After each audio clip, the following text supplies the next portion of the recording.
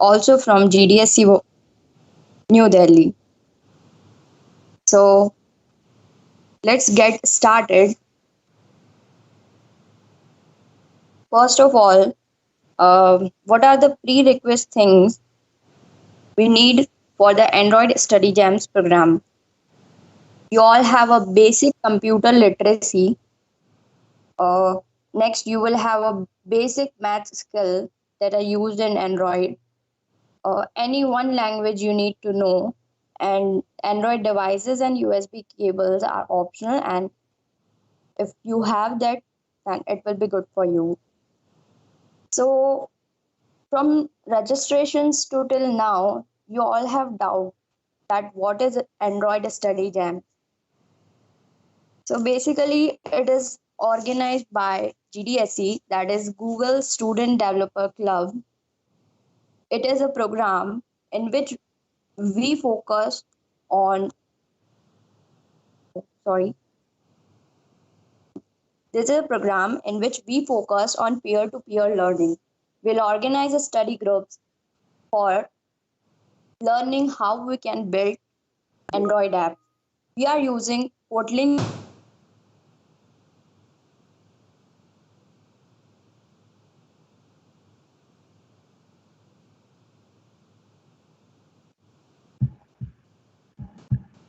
So we are using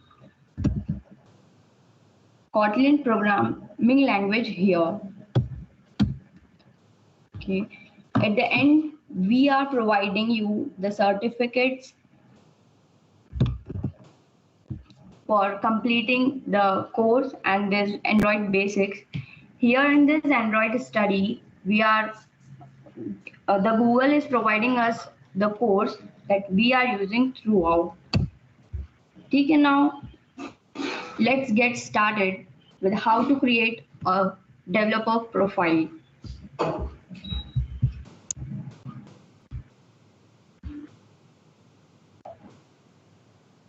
You need to create your developer's profile to be there. So just click on this link.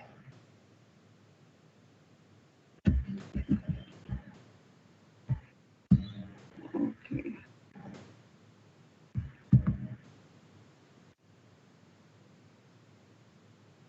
I think Ankur, please provide the link in chat box.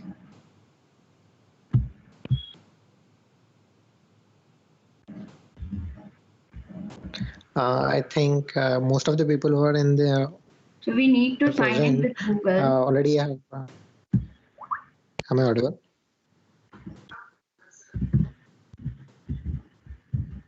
Hello. Yes, you are audible. Yeah, most of the people who are already present, I'm sure that they are already gone through that procedure. So, and Now on even the screen, on the last you minute, will see a create a profile button. So we must click on this, and now we have to fill the required details that are asked by GDSC and mandatory for this program. Okay, you have first you will have a name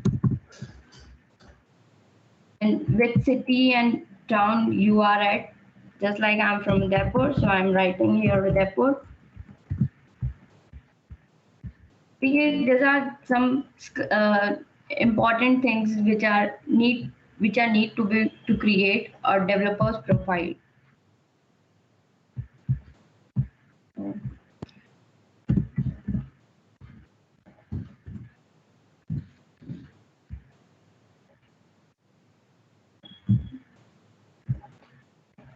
You can write here name of your college, just like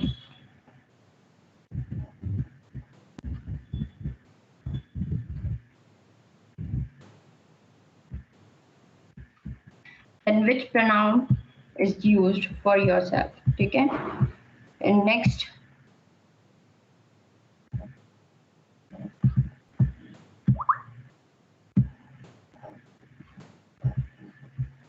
here you have to write what are you interested in. Just like I'm skipping this part. Then this is for the confirming newsletter subscription, that whatever new updates and events or batch which are from GDSCs will have a notification for that. Then it will be have a finish.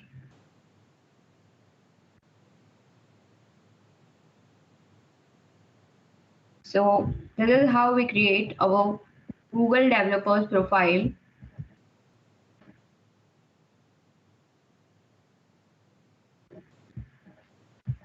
Android provide many badges, so it's on you that how much you can learn and how you can earn more badges.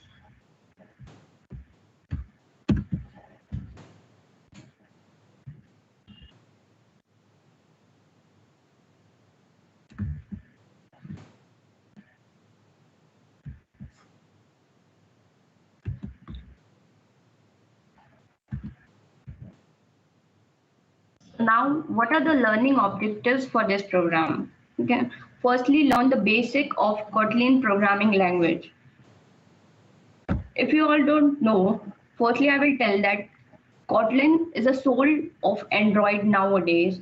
Everyone, even Google, almost 69 to 70 apps are designed in Kotlin language for the Google.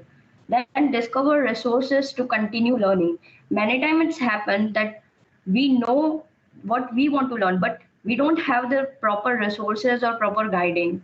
So Google here provides a complete guidance course for the Android study to be an Android developer. Then you have to, at the end, this program was designed in such a way that after completing this course, you can be an industry ready person.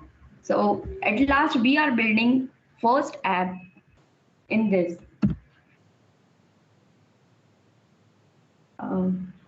Ankur?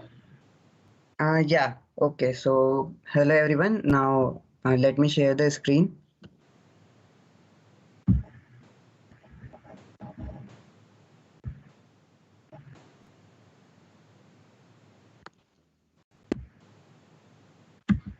I hope my screen is visible. Now, I would like to hand over the further program to my teammate, Ankur Gupta.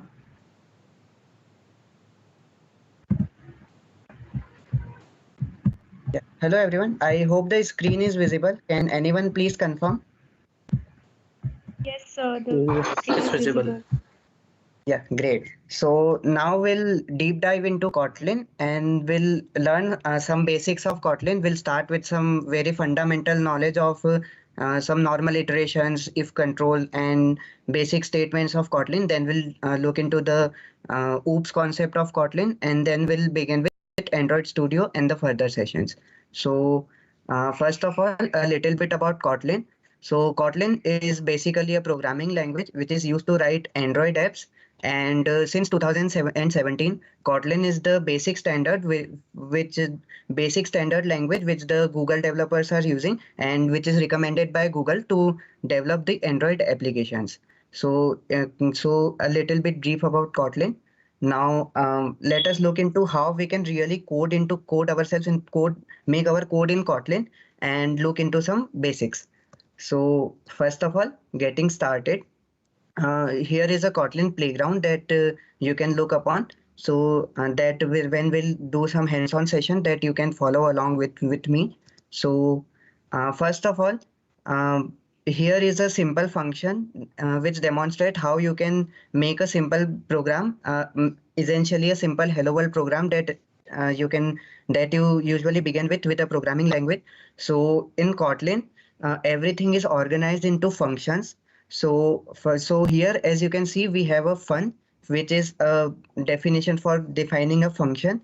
So we have fun, and print hello. So print hello is basically a function which is essentially just printing hello world. This hello, to print something in Kotlin, you just need to use this print ln line.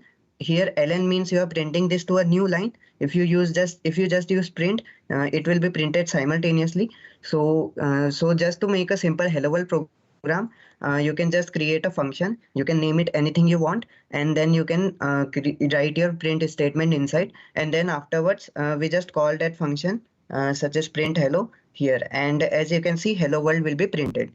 So just a basic demonstration of how you can print a hello world function, how you can create a hello world function and print a hello world. Now, looking forward, we have some basic operators in Kotlin. These operators are essentially what you use in basically all programming languages, such as some mathematical operators such as plus, minus, multiplication, etc. Then we have the increment and decrement operators, such as if you want to add some values to a particular numeric type, or if you want to decrement something from a numeric type, you can use the plus and minus increment and decrement operators. There are also comparison operators such as greater than, less than, and etc. There is assignment operator, uh, which is essentially assigning a value to a variable, and there are equality operators. For checking equality, you need to use this two equality signs, and for checking if it is not equal to, you can use the exclamation mark and an equal to sign. So just some basics which is essentially in most of programming languages. So similarly in Kotlin, we also have this practical demonstration of how it looks like. So just some basic knowledge. Yeah, like you can also calculate doubles. You can calculate some integer values using Kotlin. Now, looking forward, we also have some operator methods, such as if you want to multiply a number with another number, instead of just writing 2 into 3, you can also use a numeric method, numeric operator, such as 2 dot times 3, that will result in the same thing. So that is also something that you can look upon. Now, looking further for the data types that Kotlin uses. So Kotlin essentially has these 4 data types. There are more also. So for the integer types, we have long, int, short, and byte. So long is essentially the most largest data type. Then we have int, which contains 32 bit digits. Then we have short, and then we have byte. So all of this, like for long, you can use the numbers in power of 63. For int, you can use numbers in 2 to the power of 31, and for short, you can use it from 2 to the power 15, and for byte, essentially, you can use it in 2 to the power 7 plus minus 1. So other than that, we also have some floating point and numeric types that you can use in Kotlin. So it contains double, it contains float, character, and a boolean. So you can use double to have if you are working with a very large data type. You can also use float. Then there's character, which is a Unicode character, and then you have boolean, which you can assign as true or false to make your boolean operations like true or false. And then we also have some operand types, such as if you divide 1 by 2, you'll get 0, as you are dividing 2 into 2 integer values here. So the answer will also be an integer. If you multiply 2 double variables, you'll get an answer in double, and essentially that is how it will work upon. Now you can also work with strings in Kotlin. So to assign a string, you can just use val s1. There are 2 types of assignments that you can make, val and where. I will differentiate between them later on. So just to assign a string, you can use syntax such as val s1 equal to hello world, and essentially you can assign a string. To make something on a new line, you can also use escape characters such as /n, /t, etc. And you can also assign variables by numeric data type, such as variable bikes equal to 50, as you can see in this slide. Now you can also concatenate strings, such as if you have a variable such as number of dogs equal to 3 and number of cats equal to 2. So you can easily concatenate both of these strings in the similar format which you are seeing here. I have you need to use this percentage sign to let the compiler know that it is a variable, and then you can use the percentage. Your variable name. So this percentage will essentially show the value of that variable, which is 3 in this case. And in a similar way, you can concatenate number of cats as well, and you can also use the plus sign between two strings. So in a similar way, you can, if you wish to use one or more than one variable together, you can use the dollar sign, and then you can make the variables inside a parenthesis, and you can essentially work upon it in that way. Now you can, now to define a variable, you can also provide the data type along with your variable declaration, such as in this case you can see where width and where with an integer value, and where length with a double value. So essentially we are defining the data type when we are declaring the variable itself. So that can also be done, but it is not a necessity if necessary in Kotlin language. So you can also just define where length equal to 12, and the compiler will itself decide that it is an integer value. So this is how you can also use them in Kotlin. Then there are mutable and immutable variables. So as I said, there are two ways in which you can define variables in Kotlin. One is using where and one is using val. So so if you use where, you can like change the variable data type after the compiler, after the assignment of it initially. So for example, if you have this where score equal to 10 right now, and if you want to change the score to 5, let's say, after some execution of some other things, okay, so you can do that if you are assigning it as a where. Okay, so if you have where score equal to 10 and then afterwards you assign score equal to 5, then it is possible. But if you use val, like if you use val name equal to Jennifer, then you cannot change the name afterwards when the after the variable is declared. So that is the difference between where and val. One is mutable and one is immutable. Now as you can see here is in this practical example, you can change the value of count, which is a where, but you cannot change the value of size, which is an immutable variable. So just some basics. Now looking at some control flow statement in Kotlin. So we have if else statement, we have when statement, we have some loops afterwards. Kotlin uses for loops and while loops. So first of all, let us look at some basic if else statements. So in this case, as you can see, we have declared two variables using the val keyword. That is, they cannot be assigned again.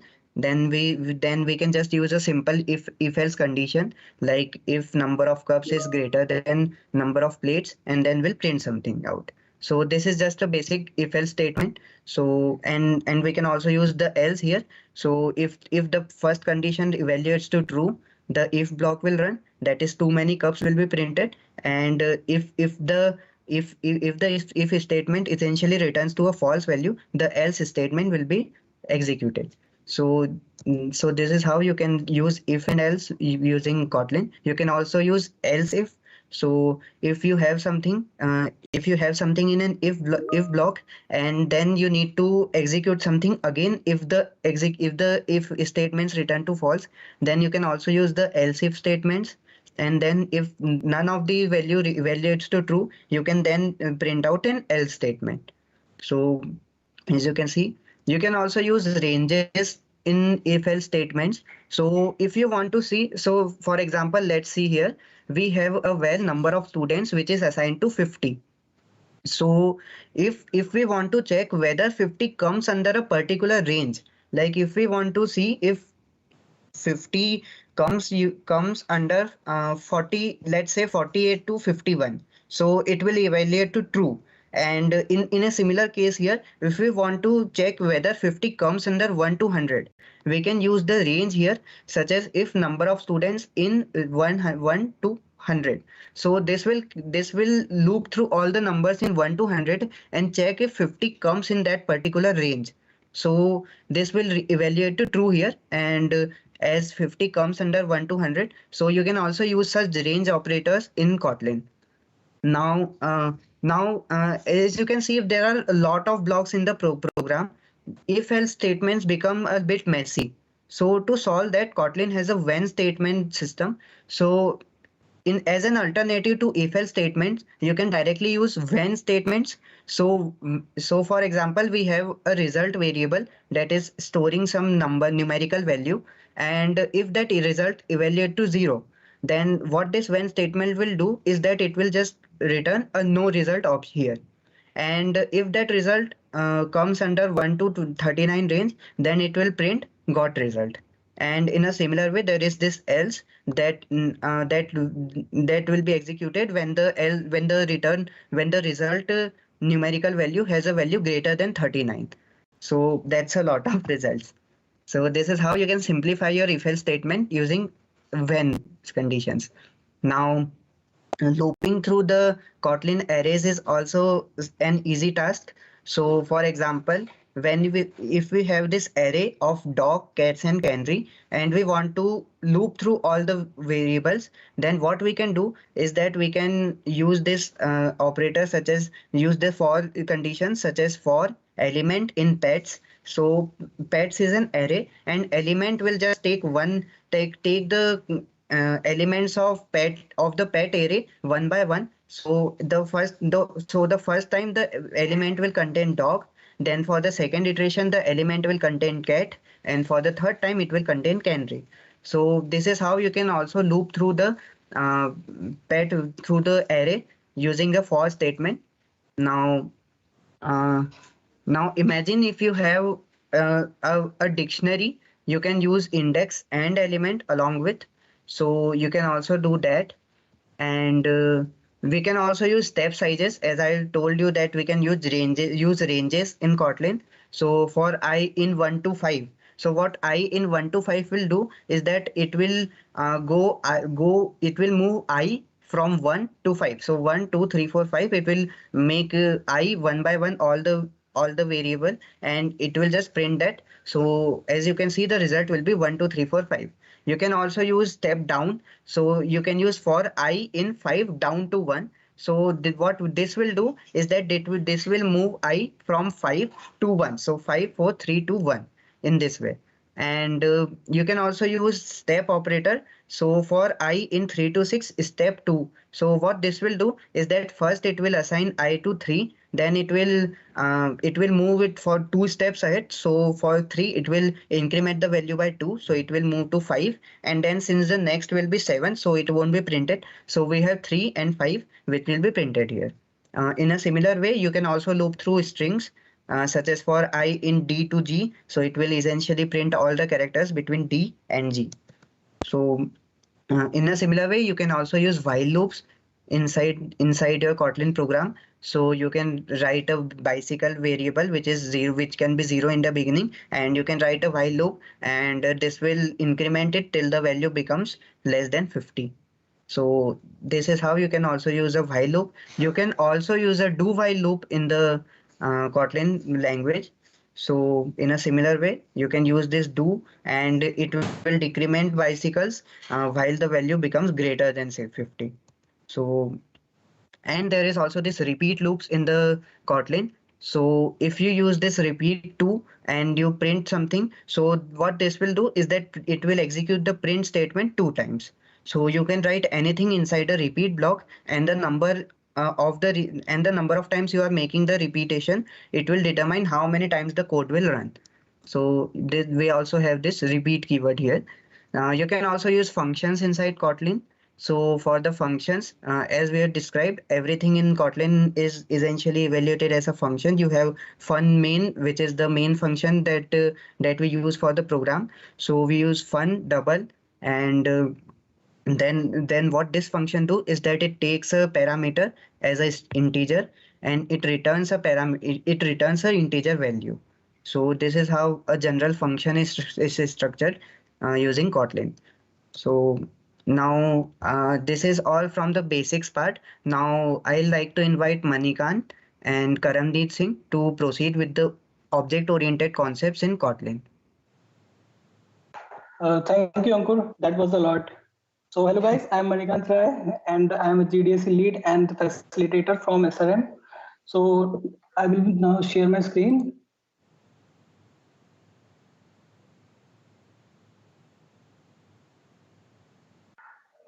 So let's start with object-oriented programming in Kotlin. So basically, object-oriented programming is a programming paradigm in which we heavily focus on classes and objects. So let me define what a class is. A class is a blueprint for creating the object which have similar properties, and we need to define class before creating the object. And the class keyword is used to define a class. Basically, a class is a user-defined data type. In many cases, only integer, strings, float. These are not enough for solving real-world problems. So we need to create our own data types. So then classes comes into the picture, and classes have all the member functions and then also member properties. Like in the above example, you can see there is a class human which have these properties like it has age, name, year. Let's see the constructors. Constructors are the special function, and it is defined inside a parentheses. And we used to explicitly put var keyword to make it a property. Otherwise, it will be treated as a parameter. It also have functions like a human have a function like it can walk, eat, and so we can declare inside inside the class block as a function. And to create an object of that function, we declared in the example, for example, var equals to h1, and then using the class name human, and inside the parentheses we defined its properties. So let's see it in code also. You will get better understanding of it.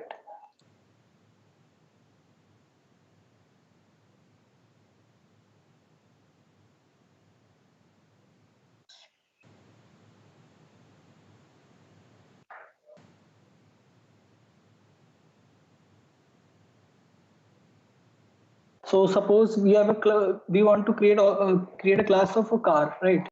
So car will have properties like color, brand, model, and number of doors. So for example, we declare a class car. It have a model of type string. Suppose, and we have to initialize every time we declare a property like I have to do here.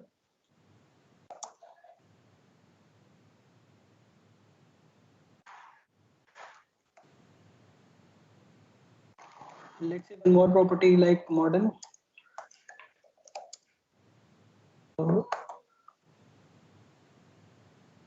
And it has a function like it will start.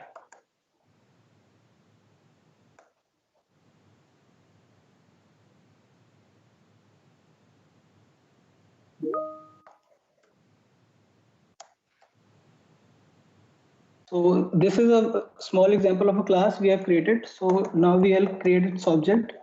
Like for example, we created an object car. So now from this object, we can call its members and its function. By default, all its member and functions are public, and we can make them private by writing the private keyword. So it will not be accessible outside the class. For example, if I say this will not give me the brand name because it is private to the class. But the start function is public, so when we run, we can access it, and when we run it, it will print. Let's see.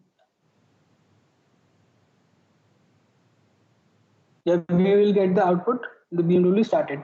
So in this class, the properties are very coupled. Like we don't every time want the car to be of BMW or model will be the C4. So we use constructor for this. So I remove that all and make it a property here like val.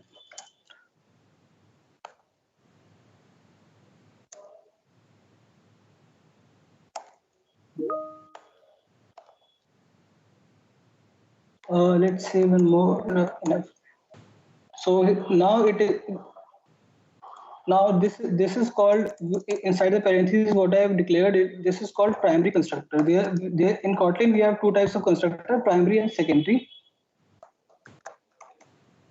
And now we will define this. Now this is showing error because we have to define the what type of brand and model it is. So let's define it.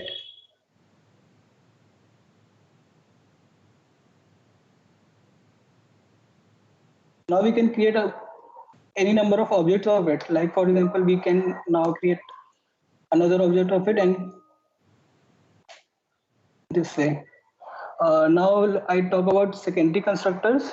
So secondary constructors are not more often used, but let's see what it is. For example, I want to add one more field, to say number of doors in the car, right? So first of all, I have to give it the all the I have to copy all the parameters which primary constructor have, like this. One more, and here we create a property, for example, number of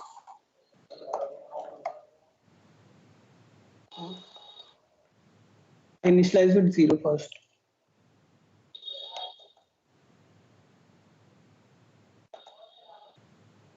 Now it is showing me error because to initialize brand and model, I have to call primary constructor. So I will call this.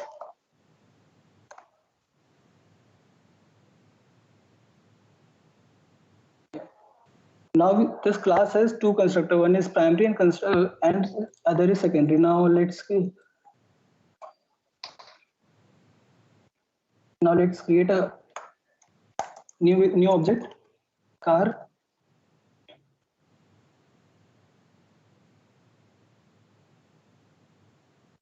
See, in this primary constructor will be called, but I have increased one more parameter, like number of doors too. Then secondary parameter will be called, and this will be initialized. So this is how the constructors works in the Kotlin, and it is quite concise way of doing better than Java. So that's from my side. Now, Karan, you can start. Thank you, Manakar. Hello, I am Karandeep Singh from GDSC GTBIT, and I will continue with further topics. Let me share my screen. Is my screen visible? Can you confirm? Yes. Yeah, visible. So we will start with inheritance. As many of you might know, inheritance is one of the key concepts of object-oriented programming. It enables reusability by allowing a class to inherit features which include data members as well as member functions from another class. This means that if we have a class with us, we can create another class with the same functionality of that class, and we can also have extra features and functions and data members. For example, let's consider a scenario in which we have an animal class and we want to create two more classes, cat class and a dog class. We can implement the animal class which will include the data members and member functions of animal class in cat class, and we can define further data members and member functions if required. The class that inherits is called subclass, child class, or derived class, and the class from which it inherits the features is known as parent class, superclass, or the base class. So let's see how to make a class or subclass. By default, a class in Kotlin is not inheritable because it is final. Final classes are not inheritable in nature. So we have to use the open keyword to make a class inheritable. If we want to change the function and data members of a class, we can do so by overriding them with the help of override keyword. This is the basic syntax of inheriting a class from another. Overriding. So what do we mean by overriding? Overriding is used when we want to change the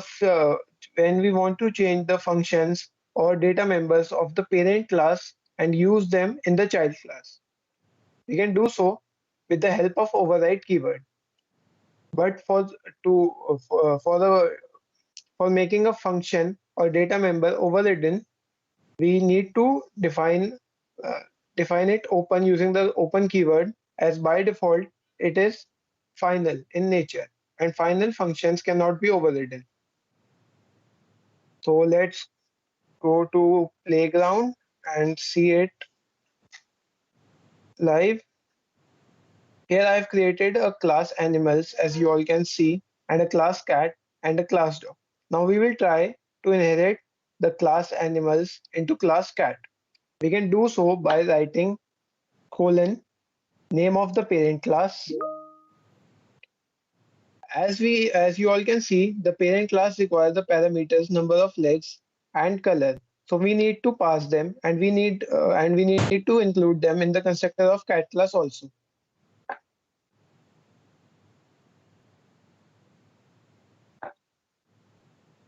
We will write like this.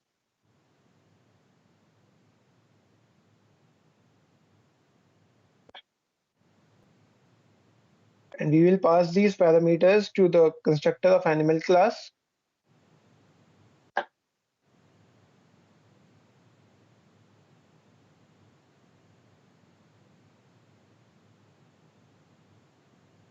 Here I have created an object of class cat and try to run the functions. So let's try to run this. As you all can see, there is an error that the class is final and it cannot be inherited. So as stated earlier, we have to write the keyword open to make a class inheritable. Now let's try to run this code again. As you can see, the functions are working perfectly fine, and we have created a function eat in the class cat, but we haven't not created the function sounds, but it is still running as it is inherited from the parent class animals. Now I will do the same for the class dog. Here you can see the class dog has an extra data member called breed.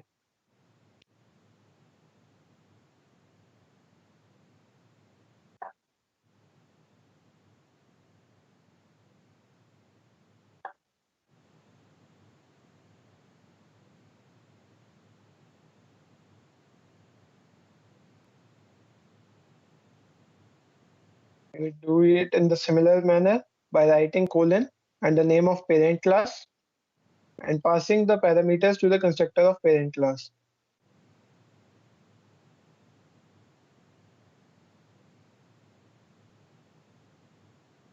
As you all can see, there is no need to write val keyword when we are passing the parameters of the parent class in the constructor of the child class. But for the data member, we need to include the val keyword. So let's try to run this. Here I have created an object of class dog. Let's try to run this.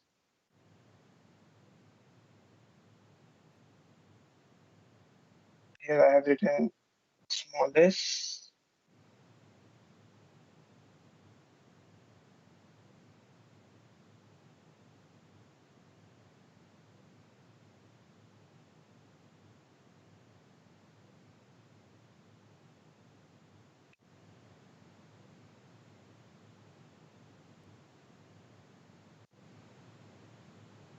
I made a mistake here. Now we'll try to run it again.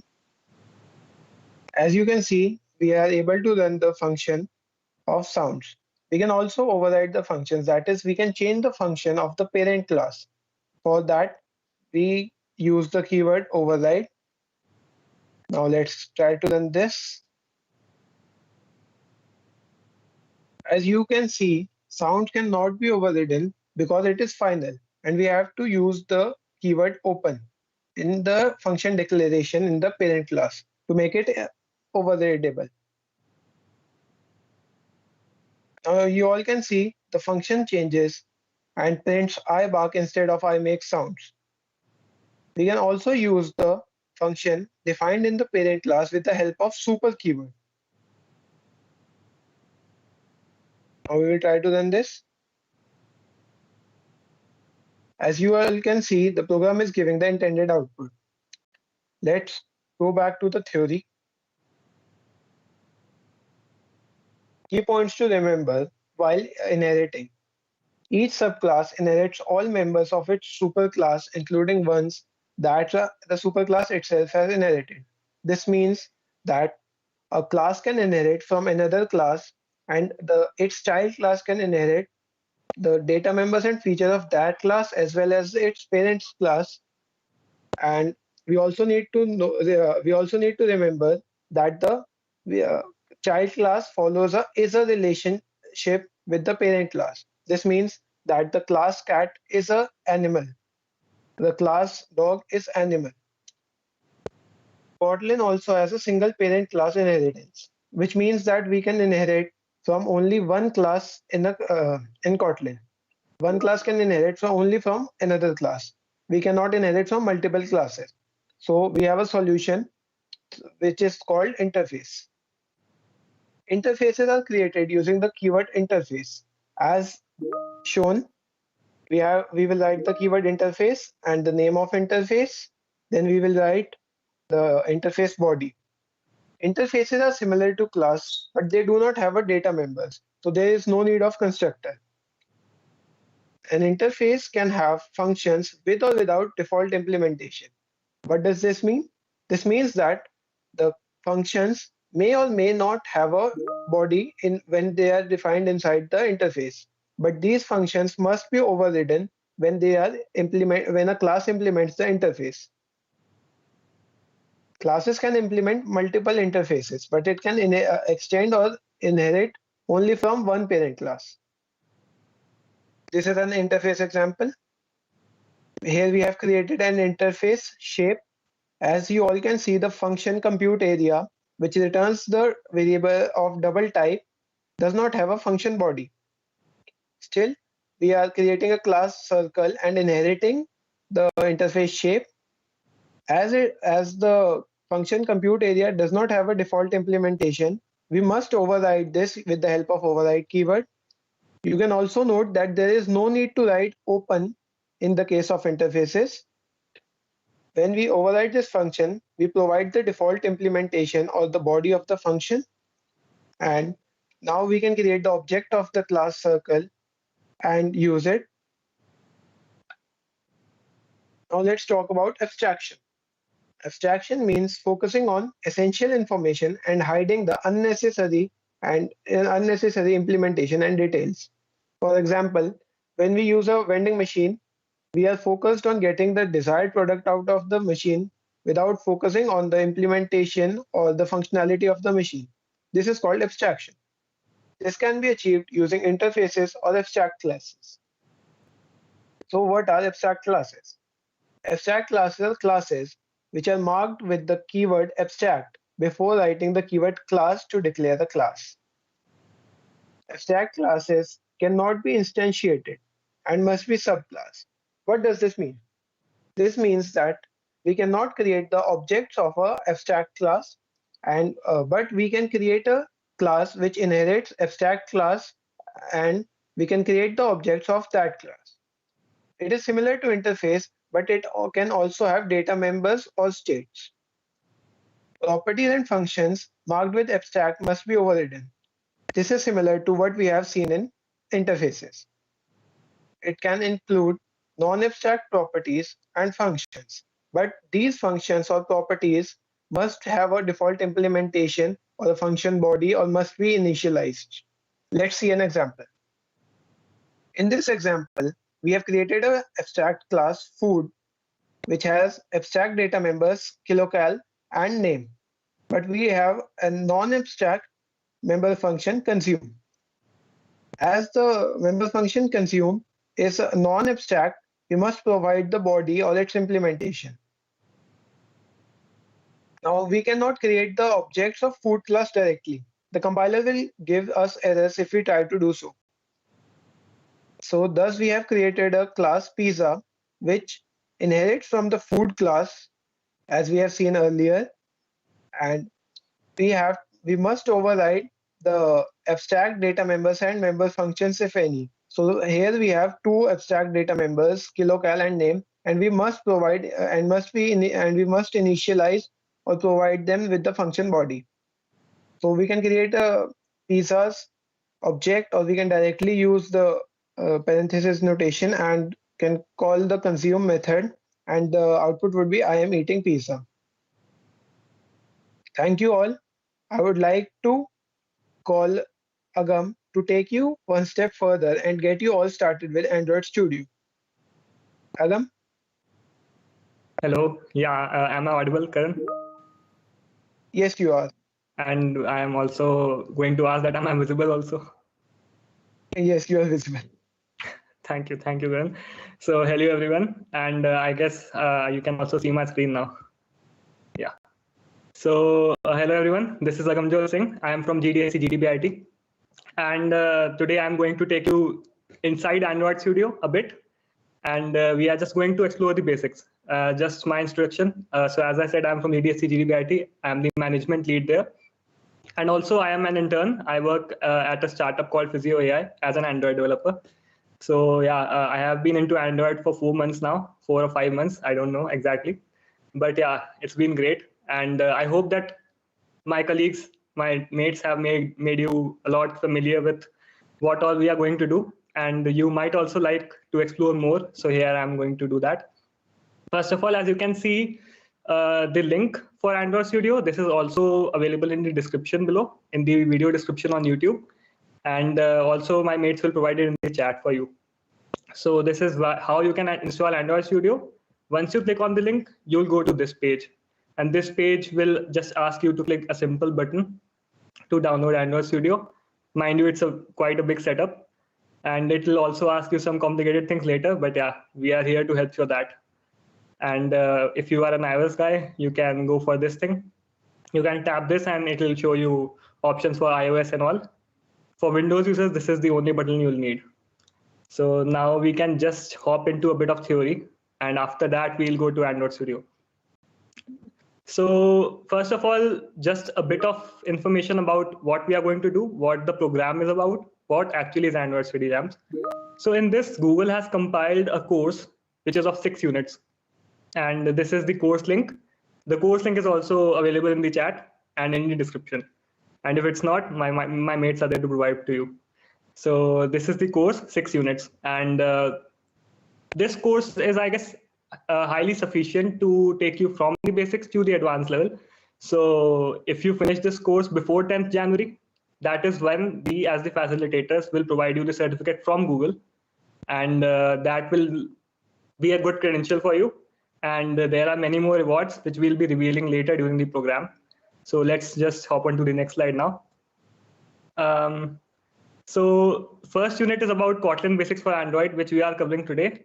And pretty much of that we have covered before me. My guys have covered it for you. So let's go. And there is a pathway. There's each course has the course has 6 units, as I mentioned. And each course has pathways and quizzes, which will ensure that you get badges. So that badges you can add to your developer profile. And as you have also, I know that you have created your developer profile. So these badges are for your developer profile, and they enhance your developer profile to show that, yeah, you have extreme knowledge of Android. And I would highly recommend that you cover the course before 10 January so that we can give you the certificate too. Moving on, Android Studio, you all know that the name is quite familiar. You all know that this is the only thing you'll need to build Android apps. However, I guess there are more tools too, but this is the only thing you'll need. Android device is required if you don't want to run emulator on your studio. Because if you run an emulator, people say that if you run on emulator and Android Studio together, it causes a bit of lag, and developers usually don't like that. I hope you are getting the point I'm trying to say. So what you can do is just use your mobile phone, and you can connect it to a USB to a laptop or PC. And then you can enable the developer options on your phone, and you can access each app you create step by step on your Android device using that USB. So that is a pretty much simple approach. And if you have any doubts about that, we are here for you. Okay. So let's now learn to create UIs. UIs means user interfaces. This is the first part of building an application. The other is the logic part, which we write in Kotlin. Android nowadays is Kotlin first, which means that the apps were used to develop. We used to develop the apps using Java before. So now it's turned entirely into Kotlin. I guess it was the year 2017 when Kotlin was made the first official language for Android. So now everyone who is into native Android uses Kotlin because it is much more simpler and much more easier than Java. And it greatly reduces the lines of code too. So it's a little bit less hectic to code an application. Next slide, we'll see what a user interface is. This is the part, essentially an app screen. Whenever you open app application, the first screen you see till the last screen you see is the UI part. It is created using a language which is called XML. And XML is not only used for Android, but it is used for other things too. So here in Android development, we use XML to create layouts. Layouts essentially are UIs, and this is for each screen. Each screen has some logic behind it, which is written in Kotlin. So let's move on.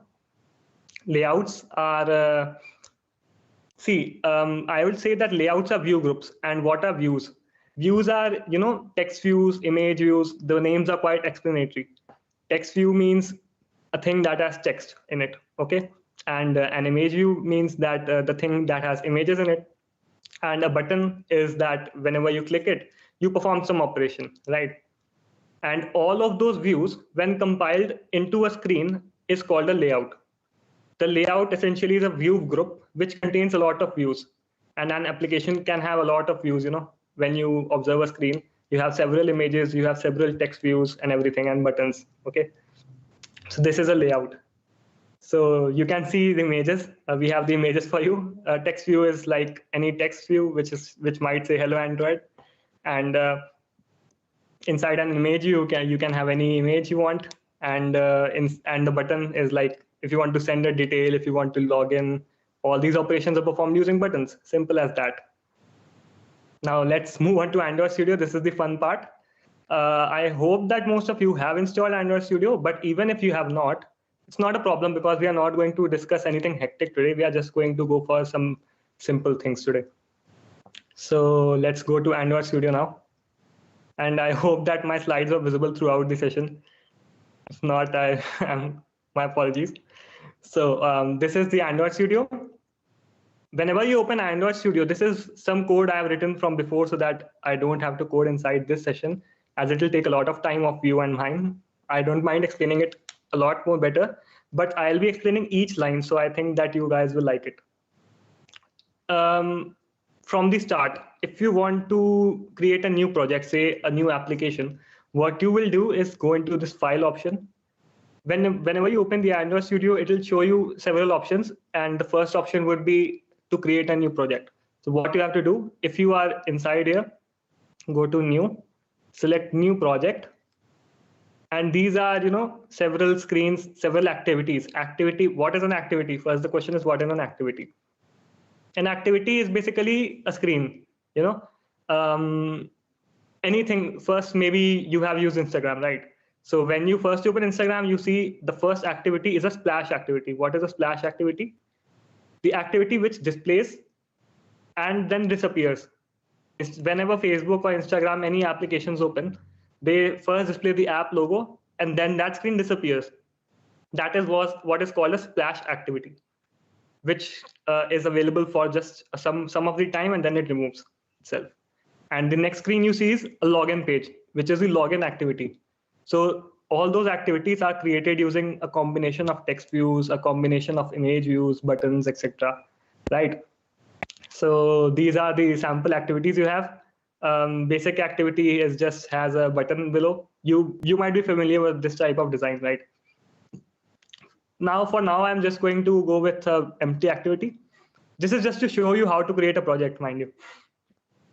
So let's click next. Here is the screen where you have to name your application. I'll name it ASJ, whatever. It's Android Studies Amp, right? So I'll name it ASJ. You don't need to modify the package name, but this is the thing that separates your application if you are putting it onto the Play Store with the other applications present. If your package name, this thing, matches with other applications already available on the Play Store, then this is an invalid package name. You might have to change it later, but that's not something really difficult. You can change it anytime during the process. And this is the save location where you are saving your Android app. This is by default, because as soon as you install Android Studio, few folders are created, right? Now here you have the option to choose Java or Kotlin. These days more Kotlin is used, and we are also, and Android Study Jams also is about Kotlin, so we are going to Kotlin. Minimum SDK. SDK means now whenever I click on this page, you will see many familiar things like Android versions, the Android version, Jelly Bean, KitKat, Lollipop. You might be aware of these things, right? Oreo, and the latest one is Android 12s, which is not available on all devices right now. It will be rolled out soon. So whenever you can notice one thing, whenever I click on the latest Android version, it will say your app runs on less than 1% of devices. If this app is optimized for only the latest Android, then it will not run on any of the previous versions. And we don't want that. We don't want that. So we'll want that our application should run on majority of the devices. If I go with API level 21, which we usually use, developers usually use these days, which is it supports Lollipop. It will say that it will run on approximately 98% of devices, which covers mostly everything, right? So this is what we usually use these days. Then you can click on finish and your project will be set up, right? This is the most simple thing you have to do to create your application. This will start the process, and after that, you'll have to write the code and all to execute it. So for now, I am not going to create any new project. All you have to do is click this finish button, and it will just open the project and set up it for you. It will run some builds again. So to discuss the code, this is the fun part. I have just written down some code for you for this session to make you guys understand what each line of code does. And as I mentioned, this is because if it should not take a lot of your time to understand everything, and I don't want to code it right now so that it will save your time. So this part is the project setup window. What it does is that it states all the levels of files you have. Like I'll just show you around what it does. Manifest file. What is a manifest file? In case you are wondering that, Agam, what do you do to change the logo of Android application? Like if you have set up an application, you'll want that your logo is not like an Android guy. Like what it means, what I'm trying to say. The default Android logo. So you would like to change that. And you can also change the name of the application whenever you want. So that all is done using this file, which is the Android manifest.xml. See, this is already set up. You don't have to code this. So don't get confused. All you have to do is you can just change the label. If you change the label, you can change the Android application name. If you use the icons, if you can change this, you can change this image to set up an icon, whichever icon you want. And for setting up an image for your application, what you have to do is open up this res folder, and inside you have drawable. This drawable folder contains every image that your application is supposed to have. If you want to add any image to your application, it should first be here inside drawable. What you have to do is just copy that image, tap drawable, and right click on it and click paste. A diagonal box will be open up, and you will click OK, and that will add it to it here. So for this application, I am creating a weight converter application. This is the most simple type of application I can tell you today. We'll start with the basics, so that's why. And this is the image that I use from internet. This is essentially a weight because I'm creating a weight converter, so I'll add this image inside the application. So what I did is just paste it inside drawable, and that's my job done. Going back to Android manifest, if you wanted that this image should be your logo, what you have to do is just change this thing at drawable. Drawable means the folder drawable, and inside drawable you have weights. So if I do this, my application image changes to this. Now my application's image is this, but I don't want that for now, so I'll just revert it back to how it was. Simple. If you want to change the theme of the application, like the color of the application on the title bar of the application, so what you will do is change this thing. Now you might be wondering what is theme.asd. It doesn't mean a color, right? This is not a color. So if you want to change the color, you have to go to this location, and this location is found here inside the values. Inside the values, it is themes and themes.xml. So this themes.xml file this is what you were seeing that, right? Theme.asg session 1, theme.asg session 1. So if you change this theme.asg session 1, you will change the color of the application. See, this is my primary application color right now. If I just hover over it, I'll see what the color is. This is purple. So my application theme right now is purple, right? I can change this anyway. I can change it to teal, green, whatever I want. And Android will support you for that. If I use teal color, it will do teal 200, teal 700. These are the variants of teals available. So what you have to do is just change this thing and your job is done. Right now I'm keeping it purple, by the way. Now I'll close this thing and this thing because I've already told you what these things do. Later, our drawable part is also covered now, and value part too. We'll explore more of this in the upcoming sessions. This is just the beginner one. So now we have this Java folder. Java, okay. You might be wondering, we are coding in Kotlin, right? So why is this Java folder here? So this is the default directory of Android, because Android usually all the time is Java. Like everything has Java in it. And since it has changed to Kotlin, these directories won't change. These directories remain the same. Now, also one interesting fact is that if you want, I am not convenient with Kotlin. Like I have some files in Kotlin, but I also want to code in Java. So don't worry. You can also code inside an application. You can use Java and Kotlin both. Like this file is created in Kotlin. Okay, .kt is Kotlin, .java is Java. So if I want to have another file with Java extension, I can definitely have that. And Android won't disallow us to use that, because an application can have both Java and Kotlin files. So it's, you can use any of those you want, but focus on Kotlin again. So inside this Java folder, we have this session 1 folder. This is the application name, the package name, which we saw in the beginning. And inside this, we have main activity. Now, what is a main activity? I'm sorry. So what is a main activity? Whenever you create an application, Android gives you 2 files in the beginning. This layout file and this main activity file. This layout file, what it does is, this is an XML file. A layout file is used to write XML, which is used to create UIs. And in the beginning, I mentioned that an Android application has 2 parts, a UI part and the logic part. So the UI part is inside this thing, the XML file, and the logic part is inside either Java or Kotlin file. So here, in case, we have Kotlin file. Enough of chit chat, enough of exploring Android Studio. Now we'll go into some real tasks, which is code. In the beginning, you might recall that I mentioned what is a view group, what is a layout. Layouts are of many kinds. So here in my case, we are using a relative layout. Mind you, relative layouts is what is used in the industry most these days. So that is why I am introducing relative layout to you. But in the course contents, you have constraint layout. So constraint layout is also widely used. It is generally more used. And relative layout is, I believe, the easiest to use.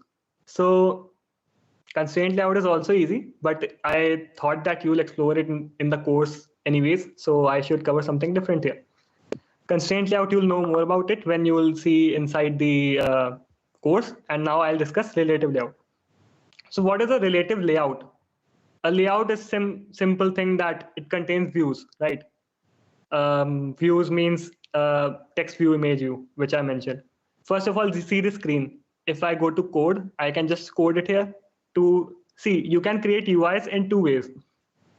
Either you can write this code down, which is the easiest approach. I mean it, because first when I started off, I thought that dragging and dropping is the easiest thing to do.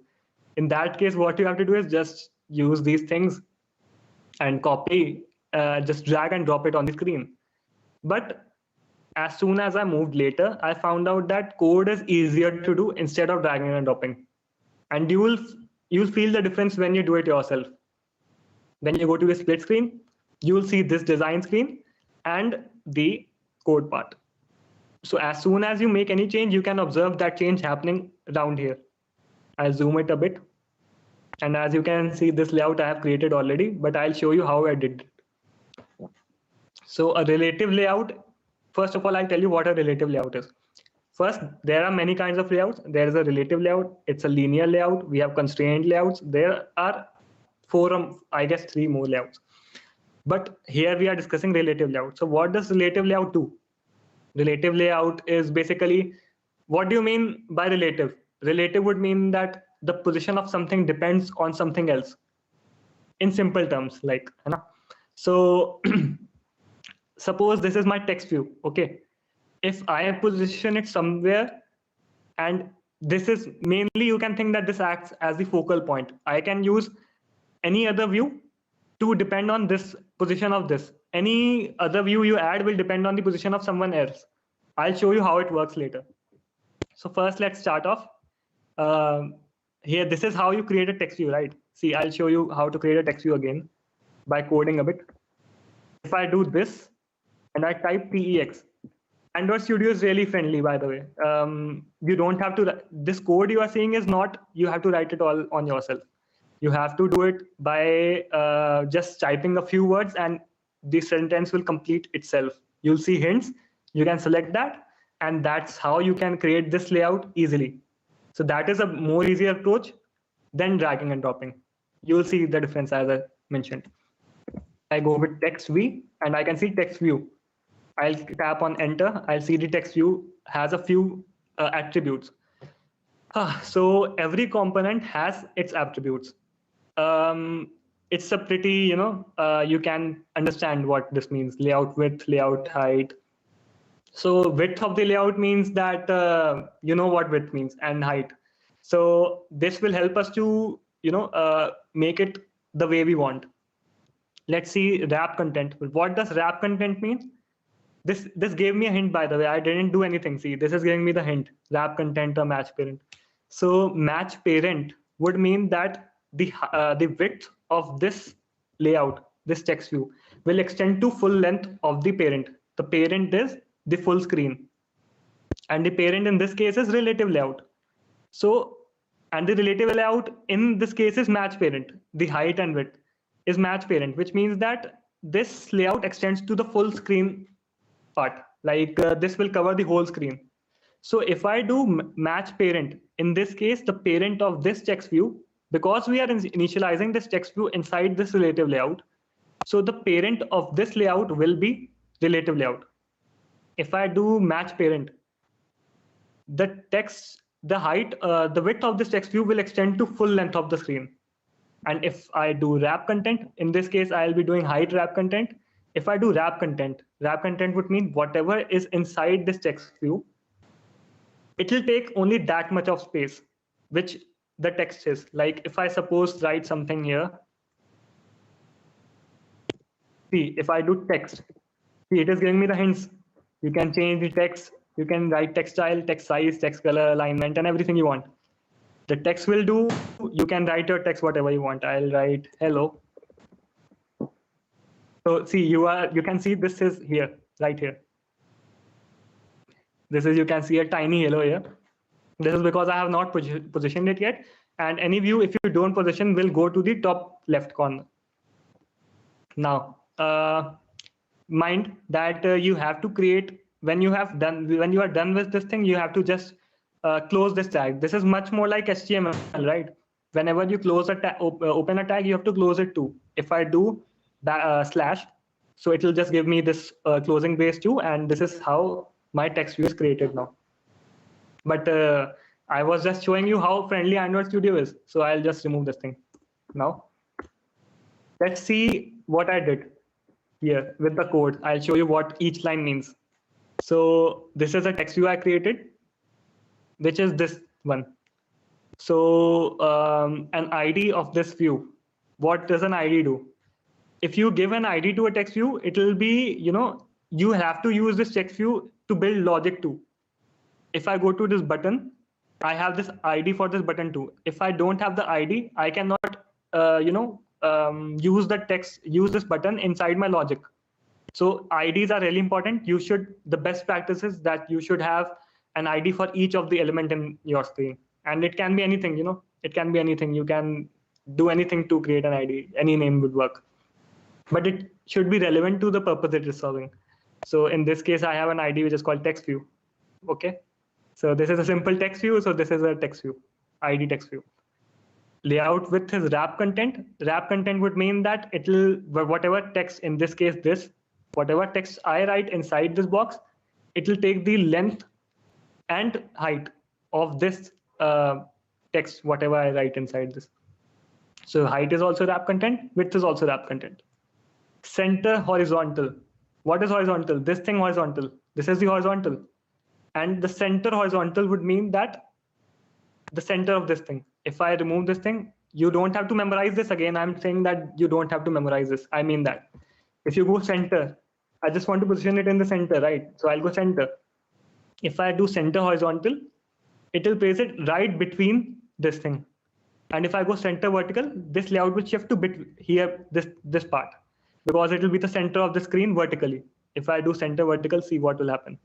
If I give it true, your thing has moved to between the screen, like because it is centrally vertical now.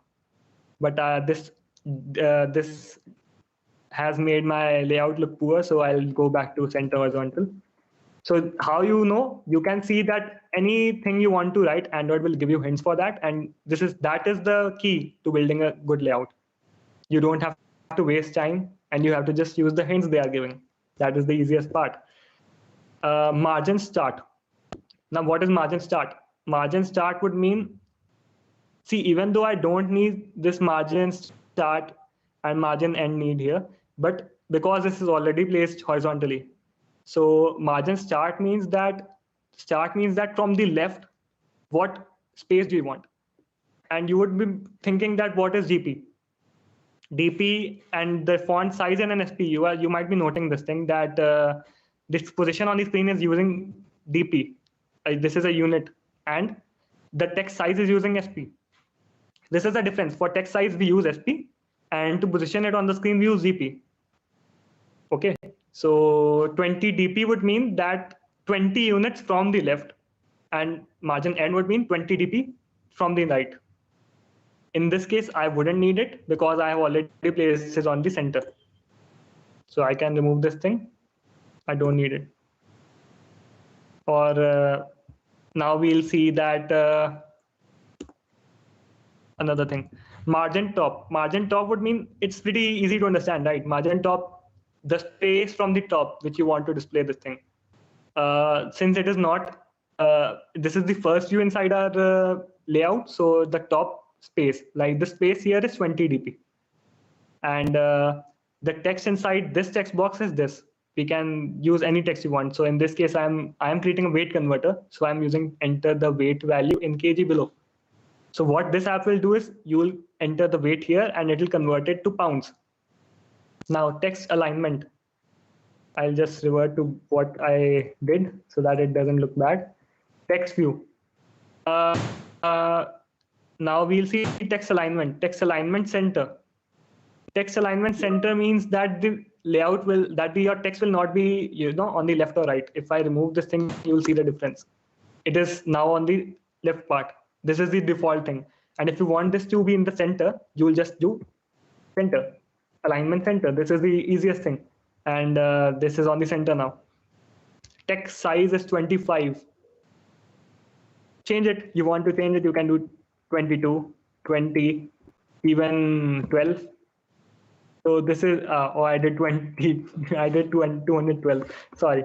If I do 12, it will just reduce the size. So this is the size you want. You can change. This is the beauty, right? You can see the changes happening inside your, whatever you are doing, you can see the changes on the right side. So I'll go back to 25 now. Because this is the ideal. I thought that this is the best looking, so I did that. Text style is bold. I can do anything. I can do italics. It is italic. I can do bold. We'll make it bold. Simple. So this is how you make bold and italics. You can edit text in any way you want. Suppose if I want to change the font style, I'll do font. And you can see font family here. I'll just click on font family. You have a list of fonts available. Choose any you want. I'll just do this. I can do any font I want. So in this case, I am using this thing. Next is an edit text. Now, what is the difference between text view and edit text? A text view is that which displays some information for the user to guide the user basically. And edit text is where the user can give the input to the application. So edit text, just a second. Keep adding water, add intervals. Now, edit text. Edit text is used to take input from the any user which is using the application. So the attributes are pretty much the same. See, center horizontal, I discussed. But the best part, which we are going to discuss about the relative layout, is now. What if I have, see, you can see this, I have added a line which says layout below text view. What is layout below text view? And now you might be seeing that now we are using this ID thing. What is this ID? This is the ID of the text view. If I say that layout should be below text view, which means that this edit text will be below the text view, this text view, and this edit text will be below text view. If I remove this, what will happen? It will just go to top because this is placed on the horizontal and the default position is top. So it will just go to the top. If I go layout below, see, this is layout below. This will mean that I am positioning it before. It will show me the options that what do you want to position it below. So I'll use text view. It will position it below text view. Pretty simple, right? And hint. What is the hint? Now you might be noticing that whenever you go to write something in a text view, in a edit text, then the thing generally gives you hints. Like here, weight in kg. Like enter the name in weight in kg. So it will give you this hint, and whenever you click on the box and start typing, this hint disappears. Right? You might have seen many applications. So this is how it is done. Input type is the property which restricts a user from entering anything you don't want, and it allows to enter what you want. So in this case, if I have set the input type to number, the user will not be able to enter any words here. Like if I type Agam, like my name, I won't be able to type it because the input type is number. So you can only enter number value here. So this is what we want, right? We want the number value in kg. So we use input type number, simple. And text alignment, you already know, center. Pretty easy. UI part is the exciting part. I love creating UIs. And this is the easiest part of an application. Obviously, logical part is a bit more tricky, but the UX part, the creating the layout part is the easiest part.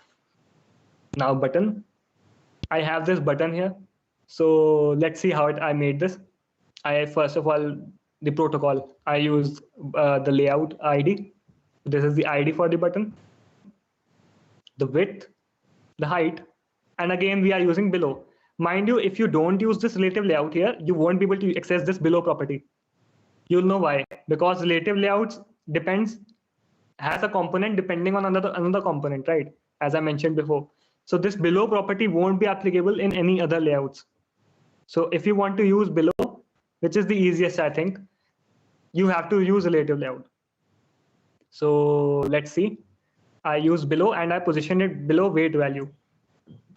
What is the weight value ID? Weight value is the ID for this edit text. So I am positioning it below edit text.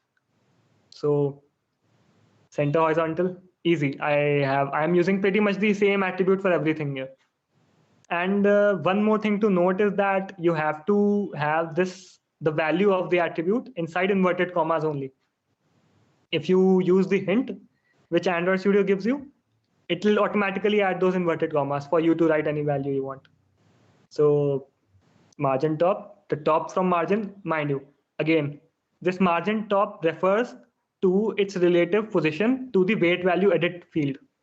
So 30 dp from edit field, 30 dp below edit field should be your button. This is what this statement margin top and below mean, that it will have a margin of 30 dp below weight in kg field. So on click, I'll just show you. Any button will have a property which is called on click. Now, what does on click do? Obviously, this button will perform some function, right? So if you want it to perform some function, you'll have to write the logic behind it. So to create the logic behind it, you set up a property called convert weight. I named the property convert weight, and we'll go to the logic part and we'll figure out what this button will do. So it essentially means that when you click this button, it will run this function called convert weight. Very simple. Now Android text convert. Android text convert, simple. Text, what does text do? It adds a text inside any component. So a button, it has convert. Now you must be wondering, I have set up convert in lowercase and it is showing me in uppercase. So by default, a button would have a caps lock setup. So what I will do that I'll remove this caps. I'll set all caps, text all caps. I'll have to set it to false so that my text is not, in the uppercase. So I'll do it false. What will happen? It will just convert to lowercase. Simple. In this case, I want to have it uppercase, so I'll just leave it how it was. Again, it's uppercase. Next, we have a text view, which is not visible here, but I'll show you where it is by adding some text. Hello text field. And this is your text field. This is a small one. This will show the converted weight. I have set it to show the converted weight, and I'll show you how it will display the converted weight by the click of the button in the logic part. So just remove this for now. You can see the properties. Margin bottom. What does margin bottom mean? Since we have this image view below this, I'll show first how to create image view. Image view, what it has an image, right? So width of the image, height of the image, and it is below converted text. Converted text is your button, is your text field, which will display the converted weight. So layout below converted weight, and bottom from margin, which is this thing. See, the bottom of the screen is, we have placed it 20 dp from the margin. So bottom margin is 20 dp, which means that the image will be placed 20 dp above the margin, as you can see this thing here. And drawable, this is the property which helps you insert an image inside the application. If I remove this, there will be no image. And now, as I showed you earlier, that we have this drawable folder and the image inside it. And I also mentioned that if you want to use an image in an application, you'll need to have the image here inside the drawable folder. This is how it comes into play here. Notice, an image should have src property. I'll just type src, Android src. It will give me the inverted commas I want. And every image present here, like it has some default images, and it has ones I added drawable weights. I'll click enter. See, image comes. Very simple, right? This is how you create an image view. So we are done with the UI part pretty much. And any questions you will have, I'll answer later on the session. My mates and I will answer later. But pretty much it's all done with the UI part. Now we'll see the logic part. Now, the main activity.kotlin file. Till here, it has been very interesting. I like the UI part very much. I like creating UIs pretty much. So now let's go on to do what this application is supposed to do. Fun convert weight. My mates would have mentioned that fun is how you call a function. In Java, use public static void main. That's a lot of lines, right? That's a lot of words. But in here, you will simply do fun. That's it. Fun convert weight. And if you notice clearly, I used this property convert weight, and I said that this is a function, and you can call this function inside the logic file. And whenever you click the button, this function will be executed. Simple. Now, this is the statement. Mind you, these are the files that will be already set up for you. These lines of code I have not added. Android Studio gives them by default. So don't worry about that for now. At least not for now, okay?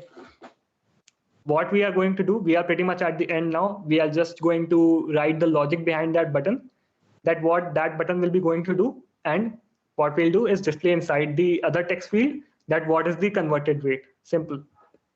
So fun convert weight, which is the function that we use here again. Then we'll write this view. If you see, what I'll do is I'll just comment it out once, and I'll show you, you don't have to create this function at yourself. Yes, I have just commented it out. It will give me an error here. You can clearly see this red line. Now it will give me the hint. What I have to do is I have to create this convert weight in main activity. And if you click this button, it will create a function for you automatically. Pretty simple, right? You don't have to initialize this function too. It is also done by Android Studio for yourself. In this case, I've already created the function, so I don't need it. And I'll just remove this thing, what I commented. Just a second, I'll just uncomment it now. To comment, what I did is control and slash. It just commented the code, and control plus slash again will uncomment the code. Simple. Now, the fun part again. Everything is fun here. Okay, just do it as fun, because if you will enjoy this, then only you will find it easy to do. Now, this is a val. What is val? It is a. This is what my mates would have already told you. This is a variable, a non-changing variable, non-mutable variable, which means the val cannot be changed. If I use var, it could be changed. It would have been told you earlier. So val weight value. This is the important part here, because the logic part doesn't know what each of these things is supposed to do, right?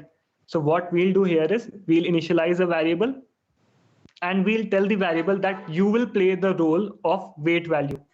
This is the function that will do it for you. Find view by ID. That is why I created IDs here. You know why we created IDs? This is also used here to identify those views inside a logic part. Find view by ID. And now this is an edit text, which we are going to initialize here. The edit text field. This is the edit text field. So we are using the ID of this here. So edit text r.id.weight value. Weight value is this thing, the ID. So initially what is happening now, what is happening here is that the weight value is the variable which will serve the function of weight value, edit text field. Now converted weight will use text view. So what we are, suppose what we are going to do here, what the flow of the application is supposed to do. It will pick the value of weight from here, and when we click on convert, it will display the value here. Okay, just let me know, anyone, I am audible, right? Just confirm it once, because I have been speaking along. Yes, all you along. are audible, Agam. Yeah, okay, thank you. You're audible. I was saying that would be a disgrace if I'm not audible till now, because I've spoken a lot, you know. Now, what this application is supposed to do, it will pick the value of weight which the user will give here. It will just pick it up from this edit text, and as soon as you click the convert button, it will show it inside this text view.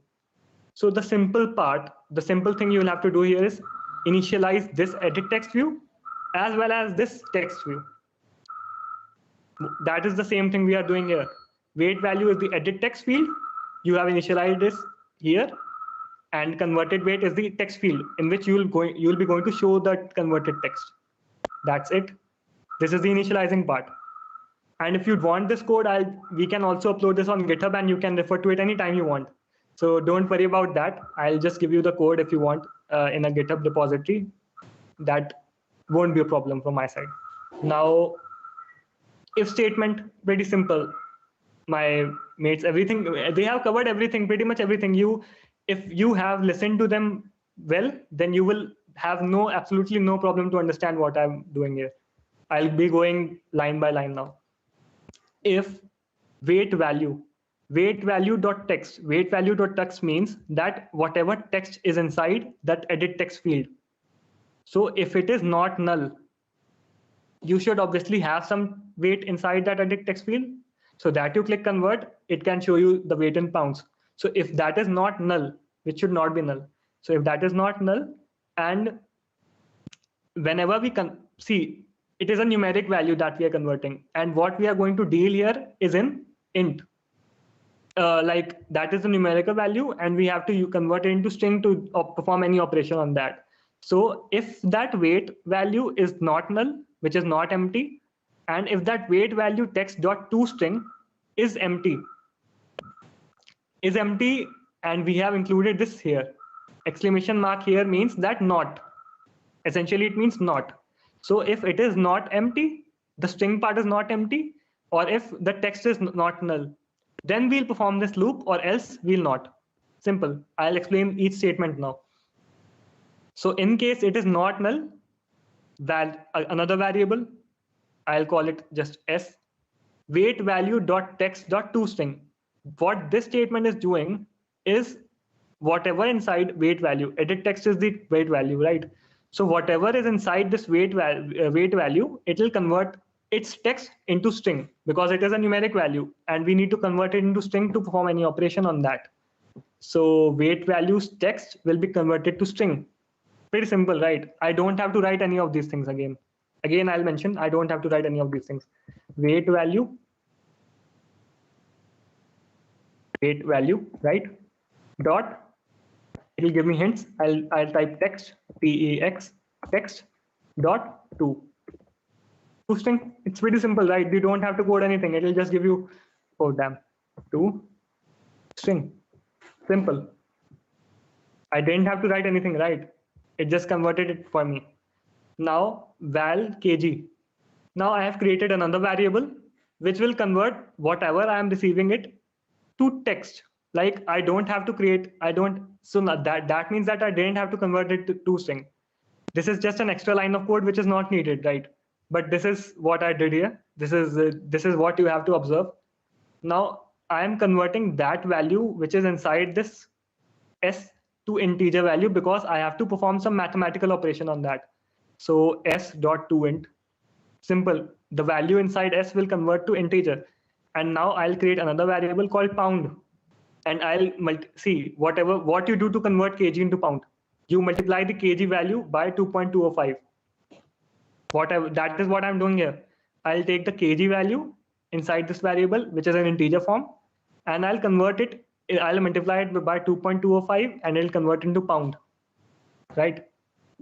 Now this pound value has the value in pound for the weight in kg provided by the user. Whatever the weight was provided here is now converted into pound and is stored inside this variable. That's all, everything all done, right? Because what we have to do now is just to display this pound value inside that text view. And that's what we are going to do in the next statement. Converted weight, which is this thing, refers to this text view, this text field. So this text field is supposed to have the converted weight. Now what I'll do is converted weight dot set text.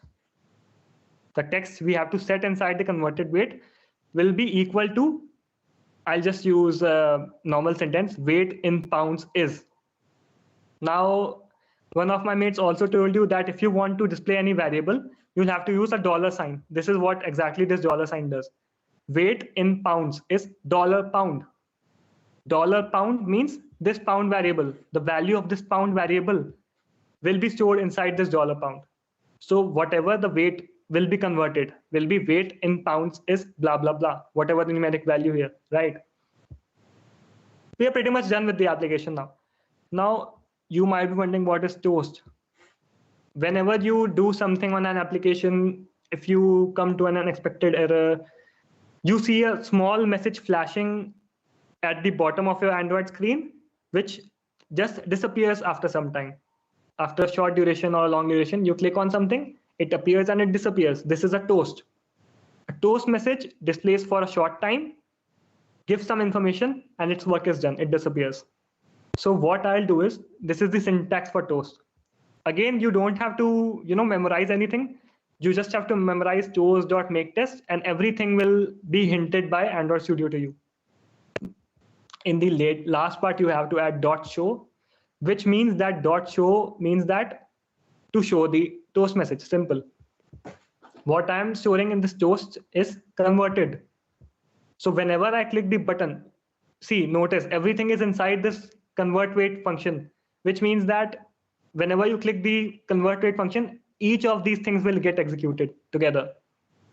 Now, whenever I click on convert weight, it will take the weight from the edit text, it will change it into pounds, it will display it inside the text view in pounds, this line, and then it will display this toast message called converted. Again, we are going to run this app in just a few minutes, and you will see how it works, and you will see what each of these lines is doing, which I am explaining right now.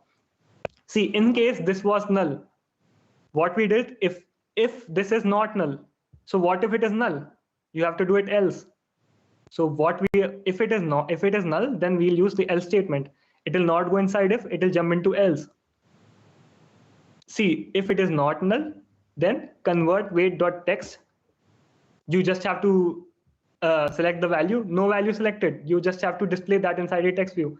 Because you don't have received any value, so I am just using converted, that IL setting inside, instead of displaying the converted weight, because you don't have any value inside the text field. So we'll display no value provided, which will prompt the user to provide a new value. Simple. And the same thing we are displaying as a text message, toast message to enter a value. This is pretty much done with the button part. Now let's see how our application is working.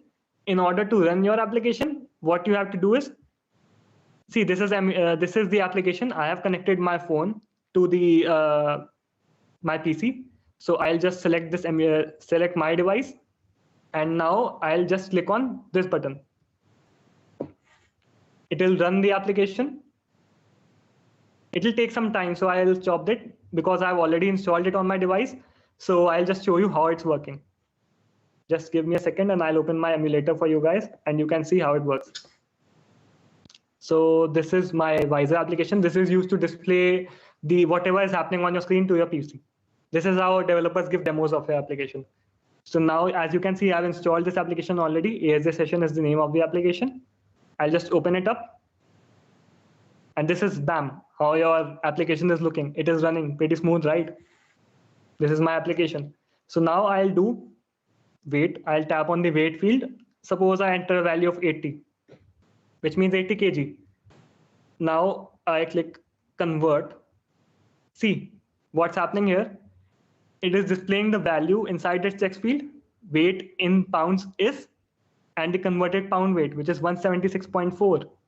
And you also saw that converted toast message highlighting down here. So I'll show it again to you. Suppose I do 32. Convert, weight in pounds is 70.56. And also remember that we have also handled the exception of user not entering any values. So suppose I don't enter anything and I click on convert. No value provided, and the text field and the toast message said enter a value. Very simple, right? So congratulations, you just saw how to create your own application, and this is exactly what you need to do to create your application. And I hope that you all liked it. This is the pretty simple one, and as I mentioned that you can get the code if you want, and we'll give you inside the we'll give it to you inside the GitHub repository. So last but not the least, if you have any questions, just put it us in the chat, or anything you want to ask, you can unmute your mics too. And that's it from my side, guys. I'll just hand over to the host or anyone who likes to take over. I have spoken pretty much. So that's it from my side, guys. I hope you liked it again. Cheers to you all. You can take over, Jenny.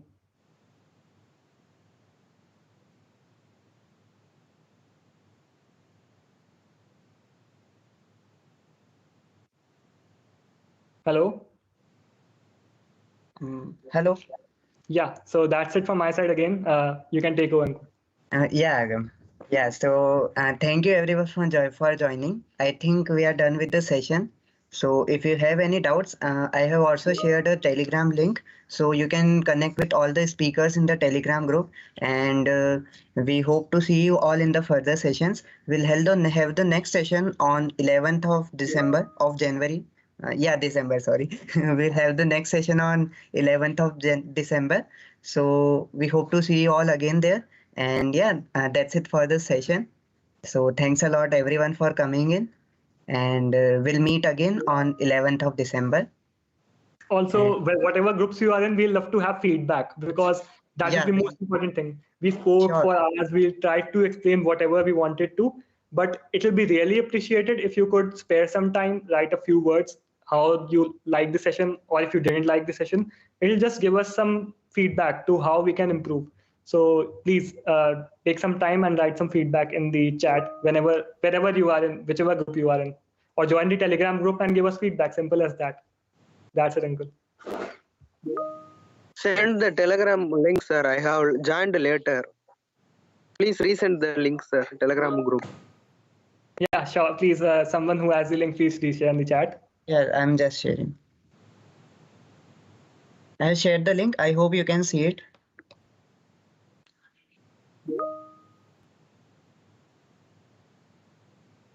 Yeah, so thank you all for joining.